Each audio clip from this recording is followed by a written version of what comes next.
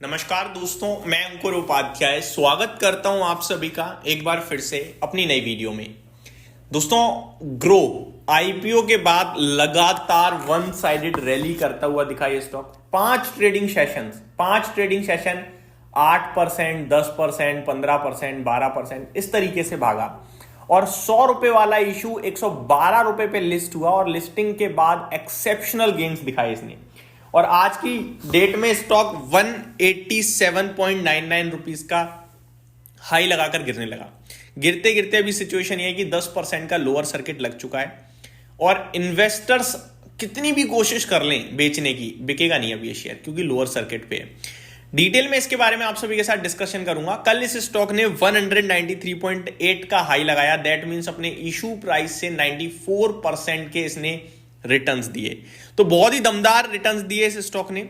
मैं आपको याद दिलाना चाहूंगा 12 नवंबर को आईपीओ लिस्ट हुआ था, उसके बाद वीकेंड पड़ा 2 दिन का और बचे हुए ट्रेडिंग सेशंस 6 ट्रेडिंग सेशन में 94% के गेन्स एक्सेप्शनल गेन्स हैं और वो भी तब जब लिस्टिंग बिल्कुल फ्लैट हुई थी। पूरे के पूरे लिस्टिंग गेन आपको स्क्रीन पे दिखे हैं और मैंने हर दिन इस स्टॉक के ऊपर वीडियो बनाई है और एक ही चीज डिस्कस करी 132 रुपए पे जब पहले दिन ये स्टॉक बंद हुआ लिस्टिंग वाले दिन, तो आपसे कहा कि स्टॉक मेरे को महंगा लग रहा है। 132 रुपए पे बोला था मैंने, लेकिन अगर ये स्टॉक ओपन मार्केट में 20% भाग रहा है, सर्किट लगा रहा है, तो पीछे से सपोर्ट करने वाला कोई ना कोई है ऐसे, जिसकी वजह से हम ट्रेलिंग स्टॉप लॉस लगाएंगे। देखो, मेरा सिंपल सा मानना है, अगर आप बाजार के आगे दौड़ोगे तो कुचल दिए जाओगे। जो बाजार में हो रहा है उसे फॉलो कर लो, सिंपल है। तो जब इसे ओपन मार्केट में सुस्त, मतलब ऐसा कोई एक्सेप्शनल आईपीओ को सब्सक्रिप्शन वगैरह तो था नहीं, नॉट न्यूट्रल टाइप था, लिस्टिंग बिल्कुल न्यूट्रल हुई और वैल्यूएशंस को लेकर तो लिस्टिंग पे कंसर्न्स थे। तो जब 32% गेन दिख गए हैं डे 1 पे, तो फिर तो ऑलमोस्ट और ज्यादा हैवी हो गया ना, महंगा हो गया वैल्यूएशन वाइज। फिर ये स्टॉक क्यों चल रहा है? तो कोई ना कोई इसे खरीद रहा था और बड़े लेवल पे खरीदारी हो रही थी। तो हमने आपसे कहा कि 120 रुपए का ट्रेलिंग स्टॉप लॉस लगा लो, चलने दो। अगले दिन हो गया भाई साहब 150 रुपए, 130 रुपए का स्टॉप लॉस करवा दिया। अगले दिन 180 रुपए स्टॉप लॉस और खींच दिया। अगले दिन 193 रुपए हो गया, स्टॉप लॉस और खींच दिया। फाइनली आज स्टॉप लॉस ट्रिगर हो गया। डिसिप्लिन के रूप में प्रॉफिट बुक करने की राय हो गई, ये सिंपल सी बात है। अब मैं आप सभी के साथ बात करता हूं, आज जो ये लोअर सर्किट लगा है इसमें आपको क्या करना चाहिए। पहली बात तो सर्किट फिल्टर रिवाइज हुआ है। जो 20% की चाल चल सकता था स्टॉक एक दिन में, अब 10% की ही चल सकता है और वो चाल चली है इसने नीचे की तरफ, लोअर सर्किट लग गया है। लेकिन अगर आप नोटिस करें, लोअर सर्किट लग गया है, कोई वॉल्यूम्स खास नहीं जुड़े हैं। जैसे कि कल तेजी हुई थी और तेजी में 46 करोड़ शेयर्स ट्रेड हुए करीब 6 करोड़ तो डिलीवरी देखने को मिली है, ठीक है। और आज टोटल अभी तक 13.5 करोड़ शेयर्स ट्रेड हुए हैं। दैट मीन्स कल जितनी डिलीवरी थी उससे डबल शेयर्स ही केवल ट्रेड हुए हैं आज, ज्यादा कोई खास ट्रेडिंग नहीं हुई है। तो ये थोड़ा सा अभी भी अच्छे संकेत दे रहा है कि गिरावट में उतने वॉल्यूम्स नहीं है जितने तेजी में आ रहे हैं। तो ये पॉजिटिव साइन है एक तरीके से देखा जाए तो। बट वैल्यूएशन टर्म्स में मेरे को कहीं से कहीं तक रीजनेबल लग ही नहीं रहा। कल जब मैंने वीडियो बनाई थी तो मैंने आपसे कहा था कि एक ब्रोकिंग कंपनी एक एक्सचेंज जितने के वैल्यूएशन पे आकर खड़ी हो गई है। ब्रोकिंग कंपनी का मार्केट कैप 1,16,000 करोड़ का हो गया है, जिसमें बीएससी का मार्केट कैप 1,15,400 करोड़ का है। हालांकि आज ग्रो का मार्केट कैप 1,10,000 करोड़ के समथिंग का है और बीएससी का थोड़ा और बढ़ गया है क्योंकि उसमें तेजी है, वो 1,17,000 करोड़ समथिंग पहुंच गई है। तो ये चीजें हमें दिख रही थी स्क्रीन पे कि बहुत महंगा हो गया है। बट जब तेजी होती है ना तो कुछ देखता नहीं है इंसान, वो तेजी तेजी सोचता है। अब फाइनली क्या करें, ये सवाल होगा सबके दिमाग में। देखो, एक ही चीज है, कभी कभार डिसिप्लिन बहुत इंपॉर्टेंट हो जाता है, स्पेशली फाइनेंशियल लाइफ में। अगर आपने स्टॉक लिया था, पैसा बनाया, तो बुक कर लो डिसिप्लिन के तहत। मैं ये नहीं कहूंगा ये गिरने वाला है, क्योंकि जब इसमें इतना पीछे से कोई हैवी बाइंग कर रहा है तो और ऊपर जा सकता है। लेकिन आप कब तक इसे होल्ड कर पाओगे? वैल्यूएशन कंसर्न्स तो हैं।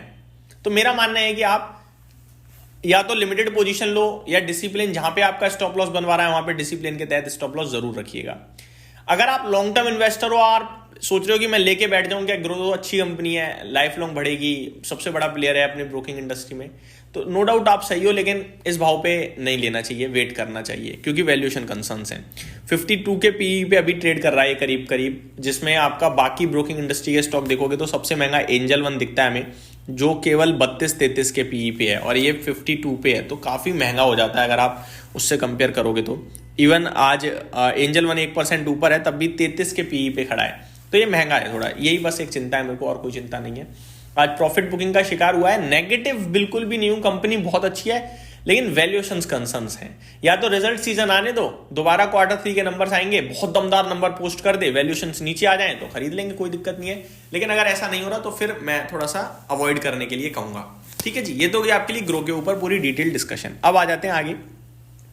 टेनेको क्लीन एयर, इसका इशू आज लिस्ट हुआ, 25% गेंस के साथ स्टॉक ट्रेड करता हुआ दिख रहा है। 7.25 करोड़ शेयर समथिंग ट्रेड हो चुके हैं। क्या करें क्या ना करें, लिस्टिंग बहुत अच्छी दिख रही है, उम्मीद से बेहतर है, और लिस्टिंग के बाद एक गेन मिलने का साइडवे हो गया है। वेट करें, ये कहूंगा आपने अगर लिया था तो इशू प्राइस का जो आपका 397 का जो आपका भाव है इशू प्राइस का, वो मेरे को लगता है आपके लिए स्टॉप लॉस के रूप में काम करना चाहिए। इशू प्राइस नहीं, स्टॉप लॉस आपका होना चाहिए 450 रुपीज के समथिंग, यानी 10% नीचे आप स्टॉप लॉस लगाते चलें और ट्रेल करते चलें।